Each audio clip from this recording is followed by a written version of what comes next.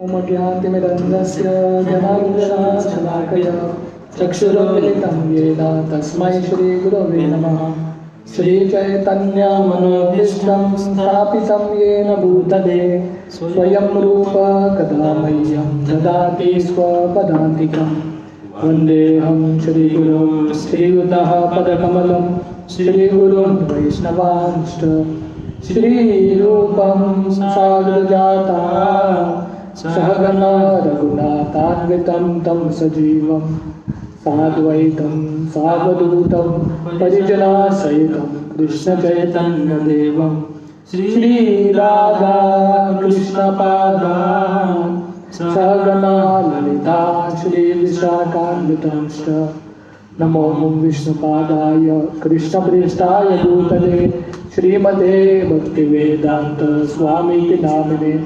नमस्ते सरस्वती देवे गौरवाणी प्रचारिणे निर्विशेष शून्यवादी पाश्चात्यदेशतारिणे। पंचाकल्पतरुभ्यश्च कृपा सिन्धुभ्यैव च पतितानां पावनेभ्यो वैष्णवेभ्यो नमो नमः। जय श्री कृष्ण चैतन्य प्रभु नित्यानंद श्री अद्वैत गदाधर श्रीवासादि गौर भक्त वृंदा।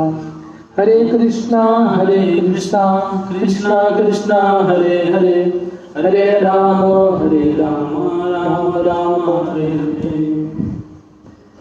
हरे कृष्णा।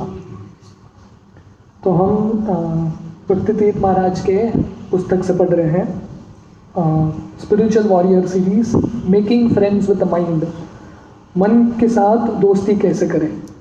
तो ये जो अध्याय हम काफ़ी हफ्तों से कर रहे हैं उसका शीर्षक है एटीट्यूड ऑफ ग्रैटिट्यूड। तो कैसे हमारी ज़िंदगी में कृतज्ञता होना ज़रूरी है। तो महाराज यहाँ पे बता रहे हैं the importance of forgiveness.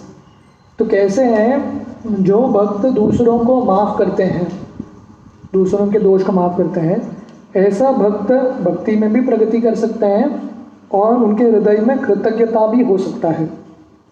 The Bhagavad Gita says that a sadhu और saint does not become the enemy of his or her enemy, which means that even if someone steps forward to act as an enemy, a sadhu does not accept that position in return. तो गीता में भगवान बोलते हैं कि साधु का कोई दुश्मन नहीं होता। अगर कोई उनका शत्रु भी बनता है, कोई उनको अपना शत्रु मानता है, साधु ऐसे व्यक्ति को अपना शत्रु नहीं मानता। मतलब जो उनके साथ जिस तरह बर्ताव करता है वैसे ही वो बर्ताव नहीं करता। अपना जो साधु का स्वभाव है वो कभी छोड़ता नहीं है। एक बार एक ब्राह्मण नदी में स्नान कर रहा था, तो उसने देखा कि बिच्छू नदी में डूब रहा था। तो उसने हाथ से बिच्छू को उठाया बचाने के लिए। जब उठाया बिच्छू ने डसा उसको, तो तुरंत उसने नीचे छोड़ दिया। तो फिर से उठाया उसने बचाने के लिए, फिर से डसा तो छोड़ दिया उसने, फिर से उठाया, फिर से काटा, फिर से छोड़ दिया। तो कोई व्यक्ति उधर देख रहा था, वो बोल रहा है अरे तुम बार बार उसको बचाने का प्रयास कर रहे हो पर वो आपको डसता जाता है, फिर भी कोशिश क्यों कर रहे हो। तो ब्राह्मण बोला देखो कितना भी मैं प्रयास करूं, बिच्छू अपना स्वभाव नहीं छोड़ता डसने का, इसलिए मेरा स्वभाव है मदद करने का, मैं अपना स्वभाव छोड़ नहीं सकता। इसलिए जो साधु है वो दूसरों को अपना शत्रु मानता ही नहीं है। हालांकि लोग उसको अपना शत्रु मान सकते हैं पर उसकी ज़िंदगी में कोई शत्रु नहीं होता। तो Prabhupada the purport to text 14.22 to 25 out of Bhagavad Gita. तो प्रभुपाद 14वें अध्याय में तात्पर्य में लिखते हैं कि the transcendentally situated person takes everyone as his dear friend who helps him in his execution of Krishna consciousness and he does not hate his so called enemy. तो प्रभुपाद गीता में लिखते हैं कि जो भक्ति में प्रगति करना चाहता है, जो साधु है, वो हर व्यक्ति को सोचता है कि मेरा दोस्त है, मेरे भक्ति में मदद कर रहा है। जैसे हमने देखा कि जब प्रहलाद महाराज को हिरण्यकशिपु इतना कष्ट दे रहा था, तो प्रहलाद महाराज ने सोचा कि उन्होंने ये नहीं सोचा कि ये मेरा शत्रु है, उन्होंने सोचा कि ये मेरा भक्ति में मदद कर रहे हैं। उनके वजह से, हिरण्यकशिपु के वजह से मैं और तीव्रता से कृष्ण को याद कर पा रहा हूँ। तो इसलिए भक्त हर एक व्यक्ति को धन्यवाद देता है, जो उसके ज़िंदगी में कष्ट भी लाता है उसको भी धन्यवाद देता है और सोचता है कि ये मेरा दोस्त है। जैसे परीक्षित को जब श्राप मिलता है श्रृंगी से, तो परीक्षित सोचता है भगवान की इच्छा है, ये श्राप भी मेरा दोस्त है, ये ब्राह्मण भी मेरा दोस्त है, क्योंकि इसके वजह से मैं भक्ति में जल्दी प्रगति कर सकता हूँ। He is equally disposed and sees everything on an equal level because he knows perfectly well that he has nothing to do with material existence. तो ऐसा जो साधु है हर एक व्यक्ति को, हर एक परिस्थिति को समान दृष्टिकोण से देखता है, समान भावना से, क्योंकि उसको पता है कि मुझे ये भौतिक दुनिया में कुछ नहीं करना है, ये भौतिक दुनिया के जो आसक्तियों से मुझे निकलना है। Once we accept a person as our enemy, it means that we must now try to destroy him or her. Consequently, we become like that person. तो अगर हमने डिसाइड कर लिया कि ये मेरा शत्रु है, मन में भी ये लेबल कर लिया, तो क्या होता है, तुरंत हम प्लान करने लगते हैं कैसे मैं इसको हराऊं, कैसे मैं इसका नाश करूं। रिवेंज मेंटालिटी आता है। तो हम भी उसकी तरह बन जाते हैं। तो बहुत इम्पॉर्टेंट है कि जो लोग हमसे जो बर्ताव कर रहे हैं वही बर्ताव हम उनके साथ न करें, नहीं तो भक्त और अभक्त में फ़र्क क्या है। एक बार भक्ति तीर्थ महाराज स्वयं, क्योंकि भक्ति तीर्थ महाराज का जन्म एफ्रो अमेरिकन, मतलब उनका जो रंग है काले कलर का रंग था, अफ्रीकन बॉडी। तो इसलिए जब उन्होंने इस्कॉन ज्वाइन किया तो प्रभुपाद को जाके बोले, प्रभुपाद इस्कॉन में भी भेदभाव चलता है। बाहर के दुनिया में, अमेरिका में भी अभी भी चल रहा है लड़ाई। जो सफ़ेद हैं उनको लगता है कि, काले लोग हैं जो उनको लगता है कि सफ़ेद हमारे साथ अन्याय कर रहे हैं, हमको नीचा देखते हैं। तो भक्ति तीर्थ महाराज बोले, मैं इस्कॉन में आया था, इस्कॉन तो स्पिरिचुअल ऑर्गेनाइजेशन है, पर यहाँ पे भी थोड़े भक्त हैं मुझे अलग दृष्टिकोण से देखते हैं। तो प्रभुपाद ने क्या बताया भक्ति तीर्थ महाराज को, प्रभुपाद ने बताया कि आप भी उनकी तरह सोचेंगे, आप में और उन में फ़र्क क्या रहेगा। इसलिए आपको आपका जो चेतना है और ऊंचा करना है।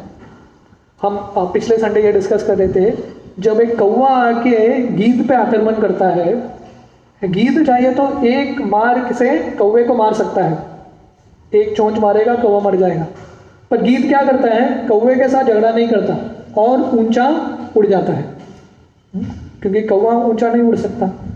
तो इसलिए भक्त गीत की तरह है, जब लोग आके उस पर कष्ट देते हैं उसको क्या लगता है, अभी समय है मैं और ऊंचा उठने के लिए, आई कैन राइज हायर। तो इसलिए प्रहलाद महाराज भागवत में बोलते हैं कि सबसे बड़ा दुख का कारण है हमारे मन में हम ये लेबल्स बनाते हैं, ये मेरा दोस्त है, ये मेरा शत्रु है, मेरे दोस्त का मैं अच्छा करूँगा, शत्रु का मैं बुरा करूँगा, इससे बहुत अनर्थ आता है। But as we honor the presence of God and remove ourselves from the center, then we do not feel attacked and we do not have to respond in such a negative way either. तो इसलिए जब हम देखते हैं कि हर एक परिस्थिति में भगवान का हाथ है, भगवान है हर एक परिस्थिति में, जब दिखता है कि भगवान नहीं भी है उस परिस्थिति में भी भगवान है, तो इसलिए हमको अपने आप को केंद्र से बाहर निकालना है, भगवान को केंद्र में रखना है। और तब क्या होगा, जो भी परिस्थिति आएगा हमारा जो रिस्पॉन्स है, हमारा जो रिएक्शन है वो पॉजिटिव होगा, कृष्ण भावनामृत होगा। इसलिए पूरे भागवतम में पढ़ेंगे तो भागवतम का यही दृष्टिकोण है कि भक्तों के साथ भागवतम में बहुत अन्याय हुआ है। परीक्षित महाराज हो या कृष्ण के माता पिता देवकी वसुदेव हो या पांडव हो, विदुर हो, बहुत सारे भक्तों के साथ अन्याय हुआ है, पर भक्त कंप्लेन नहीं करते। वो नहीं बोलते कृष्ण मेरे साथ ऐसा क्यों हुआ, ऐसा ये जो लोग मेरे साथ बुरा बर्ताव कर रहे हैं मैं उनको मार दूंगा। नहीं, भक्त क्या करते हैं, वो हर एक अवसर को यूज़ करते हैं, ये अवसर में मैं कैसे भगवान के पास और जा सकूं। जैसे एक स्प्रिंग बोर्ड होता है, स्विमिंग पूल में कूदने से पहले एक स्प्रिंग बोर्ड होता है, उस पर जंप किया तो एक हाइट मिलता है कूदने के लिए, छलांग लगाने के लिए। वैसे ही भक्त जीवन के हर एक परिस्थिति को एक स्प्रिंग बोर्ड की तरह यूज़ करते हैं, जिससे वो भगवान के और पास जा सके। we can continue observing ourselves in love and devotion while glorifying the Lord instead of allowing such distractions to capture us. इसलिए ये भौतिक दुनिया मतलब नेगेटिव वर्ल्ड है, हमारे अंदर भी नेगेटिविटी है, बाहर भी नेगेटिविटी है, हर कोई यहाँ पे कष्ट देने के लिए ही है। तो इसलिए हम इस पे फोकस करेंगे तो हमारा जो अनुभव है वो सही नहीं होगा। इसलिए हमको किस पे फोकस करना चाहिए? भगवान के प्रेममयी भक्ति में, सेवा में, कथा में, कीर्तन में, उस पर हमको फोकस करना चाहिए। Without sufficient mindfulness, a strong positive internal dialogue, gratitude, a sense of forgiveness and the attentive observance and eradication of the enemies of the mind, a person will surely become distracted and the mind will become the greatest enemy. इसलिए भक्तिमय जीवन में आनंद से रहने के लिए, संतुष्टता के साथ रहने के लिए और मन के जो अनर्थ हैं उसके साथ संघर्ष करने के लिए पहला हमको सफिशिएंट माइंडफुलनेस, तो हमारा दृष्टिकोण होना चाहिए कि भगवान जो हर एक परिस्थिति दे रहे हैं उसमें मेरा हित कैसा है। स्ट्रॉन्ग पॉजिटिव इंटरनल डायलॉग मतलब हमारा जो अंदर बातचीत होता है अपने आप के साथ, हाँ, वो डायलॉग पॉजिटिव होना चाहिए। ग्रैटिट्यूड, कृतज्ञता होनी चाहिए। सेंस ऑफ फॉरगिवनेस, दूसरों को माफ़ करना चाहिए। And eradication of the enemies of the mind, हमारे मन के जो अनर्थ है उस पर धीरे धीरे हमको काम करना चाहिए।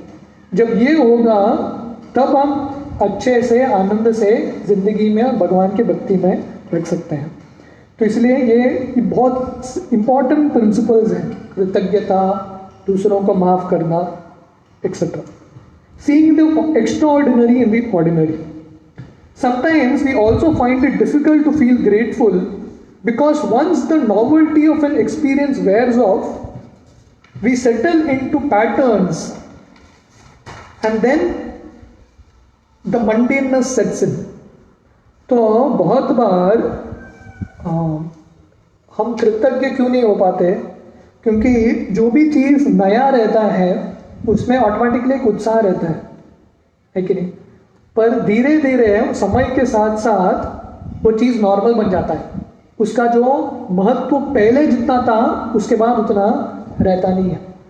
जब लड़का और लड़की पहला प्रेम होता है तो बहुत आनंद आता है, पर धीरे धीरे सबसे इम्पोर्टेंट टेस्ट क्या है? वो जो प्रेम है, जो पहला दिन हुआ था, बहुत साल बाद भी वो प्रेम रहता है कि नहीं, वो इम्पोर्टेंट है। नहीं तो क्या लगता है, फीका पड़ने लगता है और एक नया व्यक्ति चाहिए। ये दुनिया में कुछ भी चीज़ है, थोड़े समय में उसका जो रस है वो निकल जाता है, उत्साह निकल जाता है। तो भक्ति के मार्ग में भी शुरुआत में जब बहुत अच्छा लगता है, शुरुआत में गीता पढ़ना बहुत अच्छा लगता है, भक्तों का संग बहुत अच्छा लगता है, सेवा बहुत अच्छा लगता है और हम कृतज्ञ रहते हैं। इमेजिन कीजिए जब हम पहले पहले भक्ति में आए थे, हमारा दृष्टिकोण क्या था? हमारे अंदर बहुत उत्साह था क्योंकि सब नया था, एक जोश था। पर धीरे धीरे सबसे बड़ा चैलेंज क्या है? वो नयापन निकल जाता है भक्ति में। हमको लगता है हरिनाम तो वही हरिनाम है, नया क्या है? पुस्तक तो वही पुस्तक है, भक्त तो वही भक्त है, चेंज भी नहीं होते, नहीं? तो हम बोर हो जाते हैं धीरे धीरे। इसके वजह से हम कृतज्ञ नहीं रह पाते। However, if we understand how the residents of the spiritual world think and live, we can gradually develop those qualities by imbibing that same nature। तो इस समय हमको याद करना चाहिए आध्यात्मिक जगत में लोग कैसे रहते हैं और क्या सोचते हैं। उनके तरह रहने से और सोचने से धीरे धीरे वो गुण भी हमारे अंदर आएंगे। आध्यात्मिक जगत में भी वही चीज़ होता है, बार बार रोज़ वही चीज़ होता है, वही कृष्ण को देखते हैं, वही सेवा होता है, सेवा भी ज़्यादा चेंज नहीं होता, वही सेवा होता है, वही हरिनाम होता है। फिर भी आध्यात्मिक जगत में फ़र्क क्या है? सब लोग बहुत खुश हैं, बहुत उत्साही हैं। हर बार उनको लगता है कि नया है, कृष्ण को मैंने देखा है पर आज कृष्ण कुछ अलग ही लग रहे हैं और नए लग रहे हैं। वही हरिनाम है पर आज हरिनाम और मधुर लग रहा है। तो इसलिए जब हम शास्त्रों से पढ़ेंगे आध्यात्मिक जगत के जो शुद्ध भक्त हैं कैसे सोचते हैं और कैसे जीते हैं, तो उनके संग से, उनके जो इंस्पिरेशन, उससे हमको थोड़ा प्रेरणा मिलेगा। In the spiritual world, every meeting and interaction is a fresh exchange. तो आध्यात्मिक जगत में हर एक जो किसी के साथ हमारा आदान प्रदान होता है, भक्तों के साथ, भगवान के साथ, एवरीथिंग इज फ्रेश, नव यौवनम च, हर एक चीज फ्रेश रहता है, कभी वो पेल नहीं होता, कभी उसका मजा रस चला नहीं जाता. We can carry a greater sense of gratitude into a relationship if we can also treat every interaction like a first meeting, a first chance to serve, a first chance to appreciate, and a first chance to associate with that other person. इसलिए ये छोटा एक sentence है पर इसमें बहुत महत्व है हमारे ज़िंदगी में. तो इसलिए हम जिंदगी में बहुत कृतज्ञता से रह सकते हैं. अगर हम देखेंगे हर बार जब हम एक भक्त से मिलते हैं या हर बार जब हमको किसी भक्त की सेवा करने का अवसर मिलता है, हमको लगना चाहिए कि पहले बार है, जो पहले बार हमको जो रस हुआ वो रस हमको हमेशा याद करना चाहिए और वो रस और वो उत्साह हमेशा बना के रखना चाहिए. तो इसलिए जब हम मंगल आरती जाते हैं हमको लगना चाहिए जैसे पहले मंगल आरती अटेंड किया था इस्कॉन में, कैसा आनंद आया पहला कीर्तन, राइट. तो वही आनंद के साथ आना चाहिए. इसलिए राधानाथ स्वामी महाराज बोलते हैं इस्कॉन में जीने का सबसे बेस्ट तरीका है सोचो कि तुम हमेशा नया भक्त हो. प्रॉब्लम शुरू कब होता है? जब हमको लगता है कि मैं बहुत पुराना भक्त हूँ, तब मजा चला जाता है. भक्ति में मजा किसको आता है? जो नया भक्त है उसको मजा आता है. इसे हालांकि हम भक्ति में साल निकालेंगे पर हमारा मनस्थिति उतना ही होना चाहिए. जब हम नए नए भक्ति में आए थे, वो जो उत्साह था, वो जो नम्रता था, हर एक भक्त के प्रति आदर था, वो बना के रखना इम्पोर्टेंट है. अगर वो चला गया तो सब कुछ चला गया. तो इसलिए महाराज बोल रहे हैं फर्स्ट मीटिंग, फर्स्ट चांस, जो हमको भक्तों से मिलने का जो अवसर मिला था वो हमेशा याद करना चाहिए. By maintaining this mentality, we will not begin to take each other or other aspects of devotional culture for granted. तो ये करने से क्या होगा? हम भक्ति में जो भक्तों का संग है उसको हम चीपली नहीं लेंगे. हमको नहीं लगेगा अरे ये तो रोज़ मिलता रहता है, इसमें क्या है. या जो भक्ति में अलग अलग अंग में भाग लेने का जो अवसर मिलता है हम उसको चीपली नहीं लेंगे. जैसे हम क्लास के पहले जय राधा माधव गाते हैं, हर बार गाते हैं, पर अगर वो हर बार जब गाते हैं हम ऐसा गाएंगे कि पहले बार गा रहा हूँ मैं, उसमें बहुत आनंद आएगा. तो इसलिए ये भाव बना के रखना बहुत इम्पोर्टेंट है. तो हम भक्ति में बहुत आनंद से रह सकते हैं. भक्ति विनोद ठाकुर, उनका एक भजन है शुद्ध भक्त चरण रेणु. हाँ, तो आप वो भजन पढ़ेंगे तो भक्ति के लिए अनुकूल क्या क्या चीज़ बताते हैं. और भक्ति विनोद ठाकुर उनका भाव बताते हैं. तो बोलते हैं जब भी मैं मृदंग का आवाज़ सुनता हूँ मेरा हृदय में आनंद उठने लगता है. जब भी मैं तुलसी को देखता हूँ मुझे बहुत आनंद आता है क्योंकि तुलसी भगवान कृष्ण की प्रिय है. इसलिए ये मेंटालिटी, ये मनस्थिति बना के रखना इम्पॉर्टेंट है. हर एक चीज़ को नया देखना. If we see every exchange as new and fresh we will feel much more ecstatic as each experience unfolds. इसलिए भक्ति में हर जो अवसर मिलता है, अनुभव मिलता है, भक्तों के साथ जो आदान प्रदान होता है, हमको लगना चाहिए कि एक फर्स्ट एक्सपीरियंस है. तो हम बहुत उत्साह के साथ रहेंगे और उसमें बहुत एडवेंचर और आनंद पाएंगे.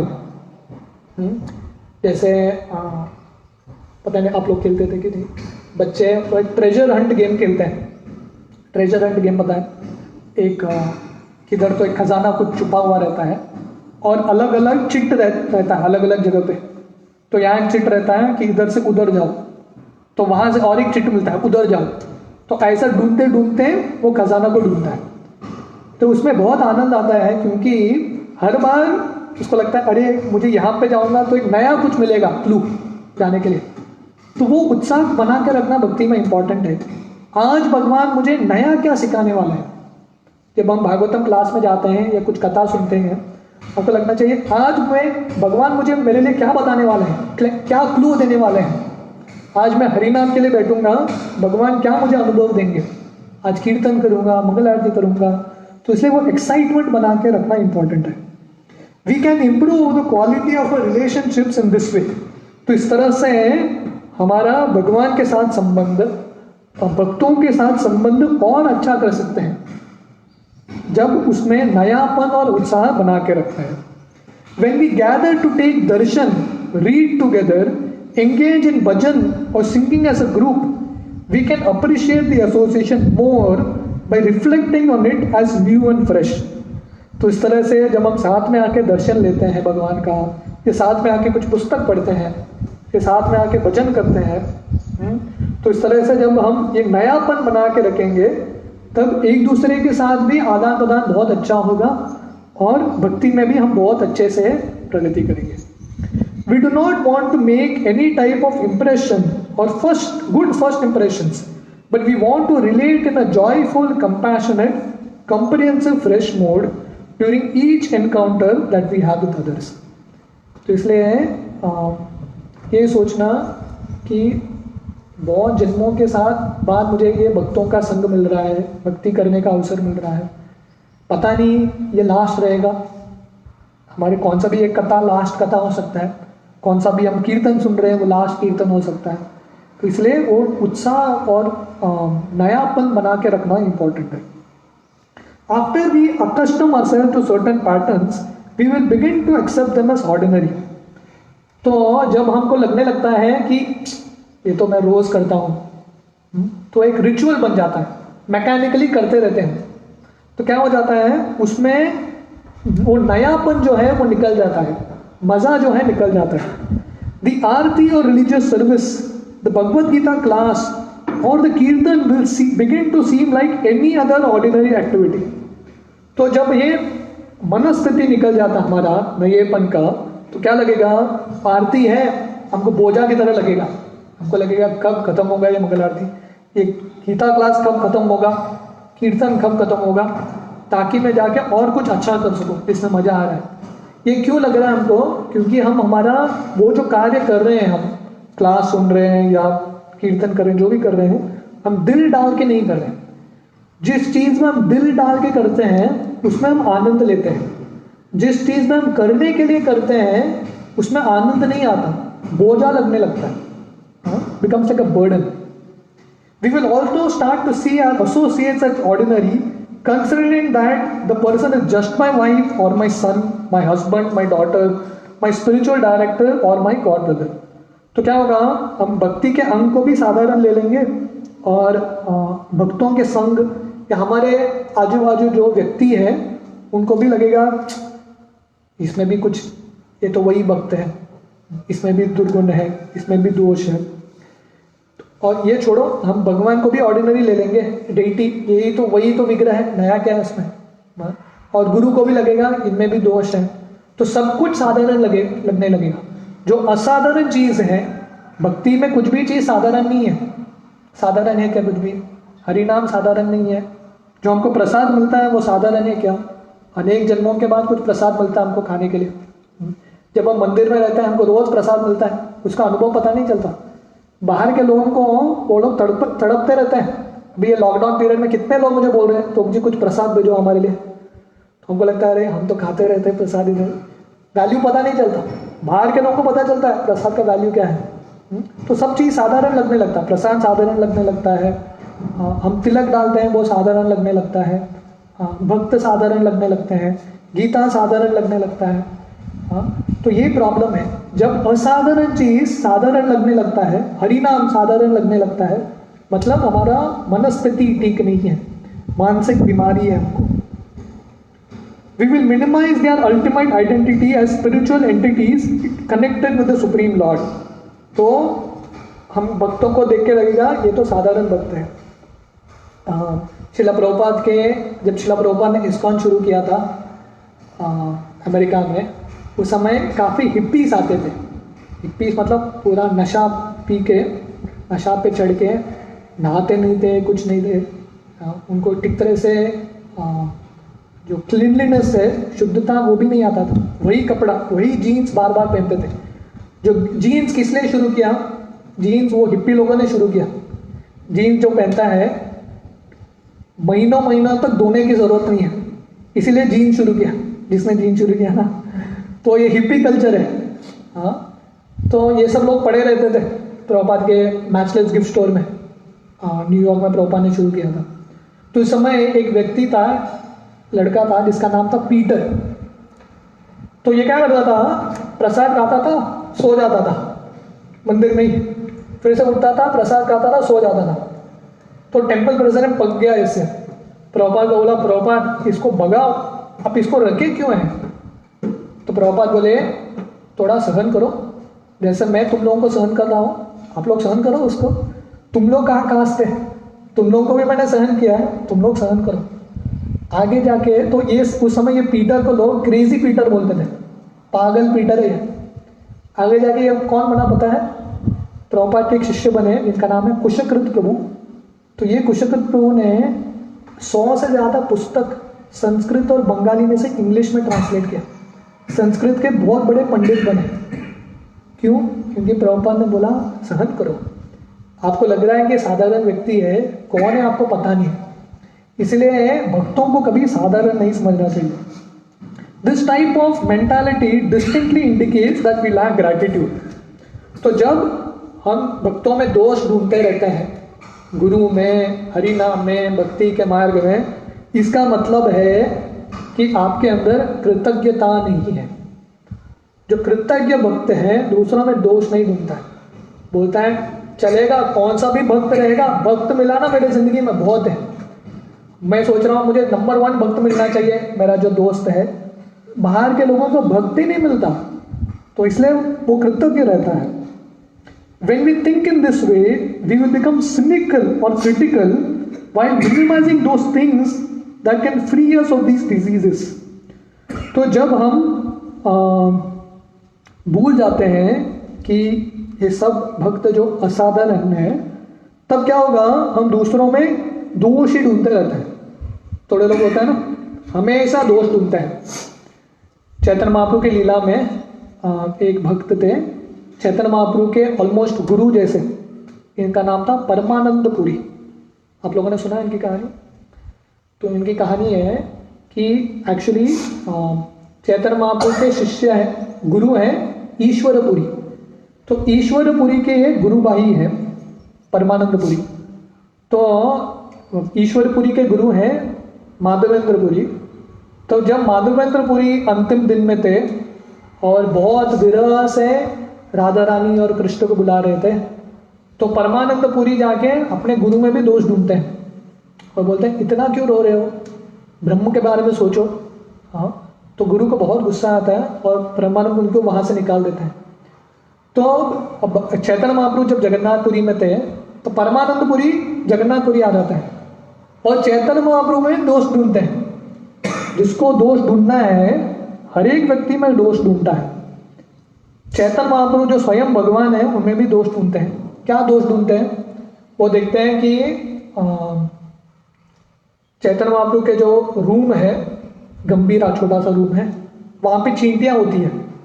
तो बोलते हैं देखो चींटियाँ मतलब चैतन्य महाप्रभु छुप छुप के स्वीट खा रहे हैं, गड़बड़ है, कैसा सन्यासी है स्वीट खा रहे हैं।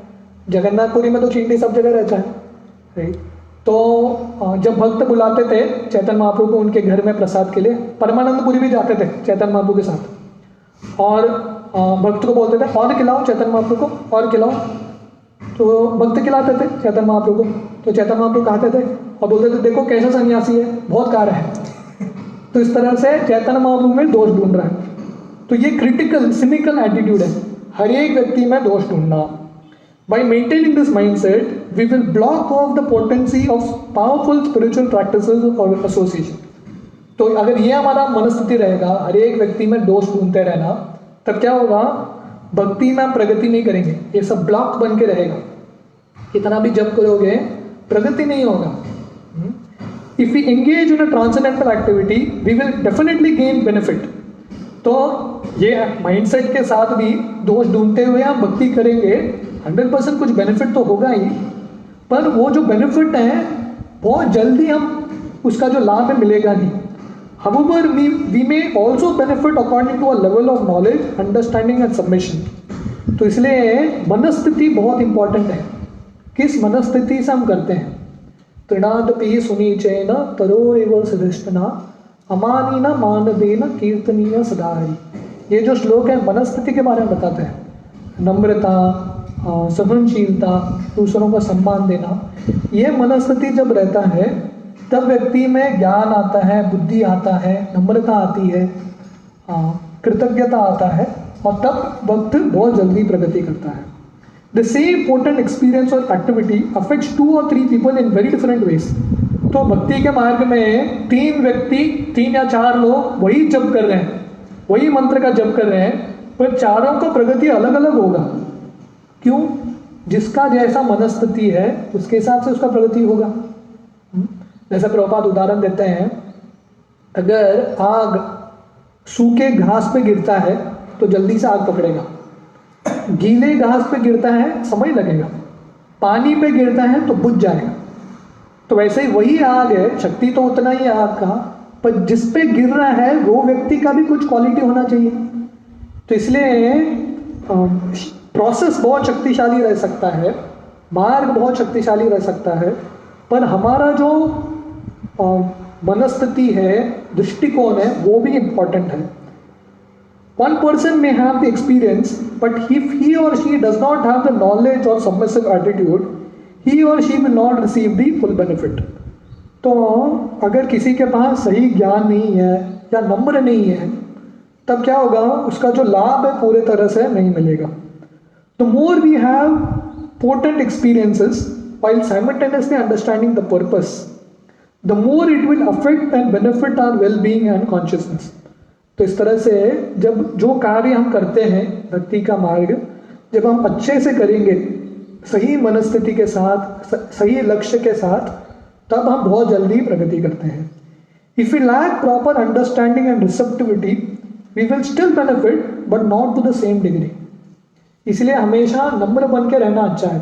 जैसे मैं शुरुआत में बोल रहा था, सबसे बेस्ट तरीका है भक्ति में, जैसे हम पहले दिन भक्ति में आए थे, जो मनस्थिति लेके आए थे, मैं नया भक्त हूँ, वो नयापन मेंटेन करके रखना सबसे अच्छा है, बेस्ट। हमको कभी लगना नहीं चाहिए मैं सब कुछ जानता हूँ। बेस्ट तरीका है मैं कुछ नहीं जानता, अभी भी सीख रहा हूँ। एक बार प्रभुपाद अपने भक्तों के साथ एयरपोर्ट गए थे और एक फ़्लाइट लेने के लिए, कहीं जाने के लिए, तो बहुत भीड़ हो गया। तो एक भक्त ने माइक्रोफोन लिया और बोला, मैं सब भक्तों को निवेदन करता हूँ थोड़ा बाहर चले जाए।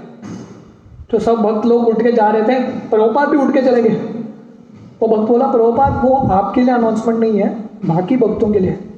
तो प्रभुपाद बोले मैं भी तो भक्त हूँ, भक्त बनने का कोशिश कर रहा हूँ। इसलिए प्रभुपाद भी उठ के चले गए।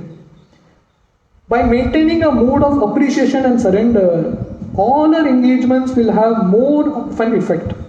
इसलिए जब जो भी चीज़ मिलता है बहुत कृतज्ञता से लेते हैं और बहुत अप्रिशिएट करते हैं।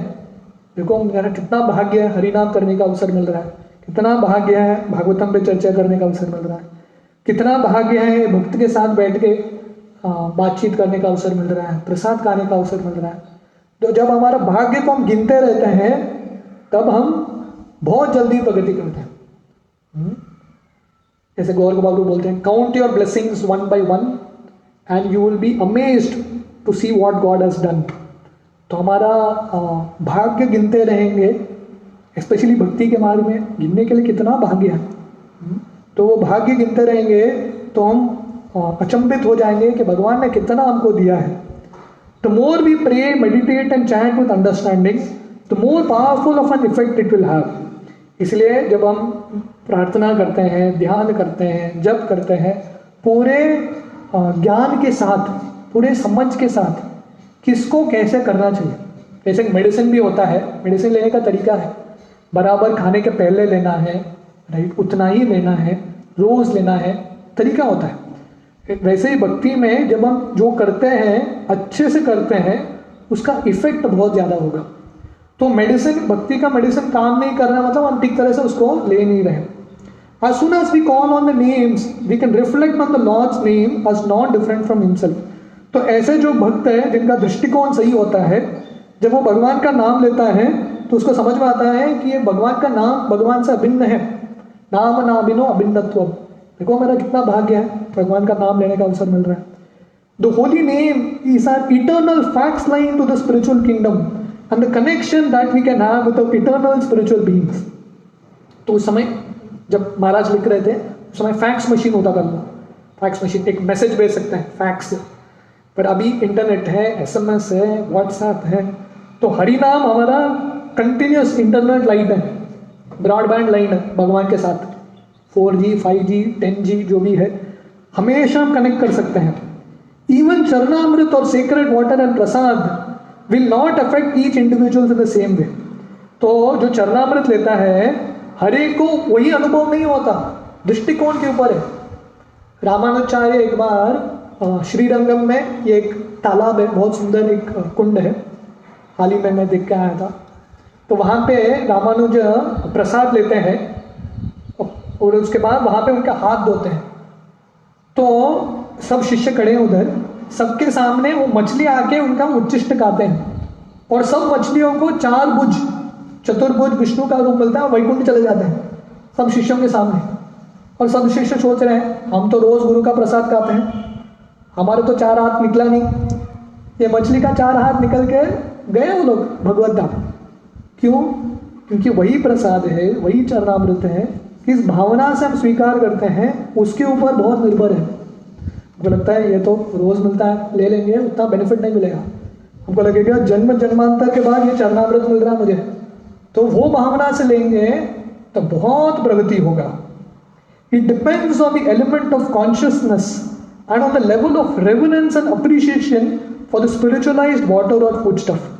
तो किस पे निर्भर है हमारा प्रगति? हमारा चेतना के ऊपर, और हम वो चीज़ को कितने भाव कितने प्रेम के साथ स्वीकार करते हैं. इसलिए जब प्रसाद हम लेते हैं, इंग्लिश में बोलते हैं ऑनर प्रसाद.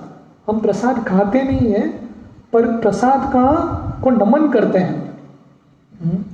जब चैतन्य महाप्रभु ने सार्वभौम भट्टाचार्य को भक्त बनाया और पहले बार जगन्नाथ का प्रसाद लेके आए, उसके बाद सार्वभौम भट्टाचार्य के लिए सार्वभौम भट्टाचार्य तुरंत जगन्नाथ का प्रसाद देके दंडवत करते हैं. हरिदास ठाकुर को जब जगन्नाथ का प्रसाद मिलता है वो तुरंत दंडवत करते हैं, बाद में स्वीकार करते हैं. तो भाव बहुत इंपॉर्टेंट है. This endeavor to rise above the unhealthy dualities of the 3 modes of material nature is what really binds us together as spiritual warriors. तो इसलिए आध्यात्मिक योद्धा हम सब जो है, हमारा संघर्ष क्या है? ये भौतिक दुनिया के जो 3 गुण से प्रभावित अलग अलग मनस्थिति है, उससे उठ के हमको ऊंचा एक मनस्थिति पाना है. जो भागवतम में अलग अलग भक्त दिखाते हैं हमको, हर एक परिस्थिति में कैसा नयापन देखना, कैसे भगवान का हाथ देखना, और कैसे हर एक अवसर में बहुत जल्दी प्रगति करना. वो जब हम हाथ देखेंगे तब हमको लगेगा ये दुनिया में कुछ भी ऑर्डिनरी नहीं है. Seeing the extraordinary in the ordinary.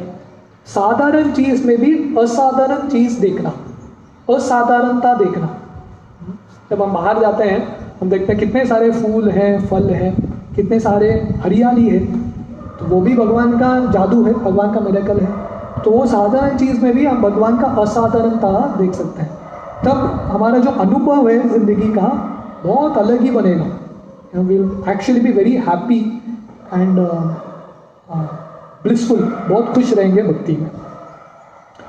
तो हम यहाँ पे आज का जो सेशन है ऑन करेंगे.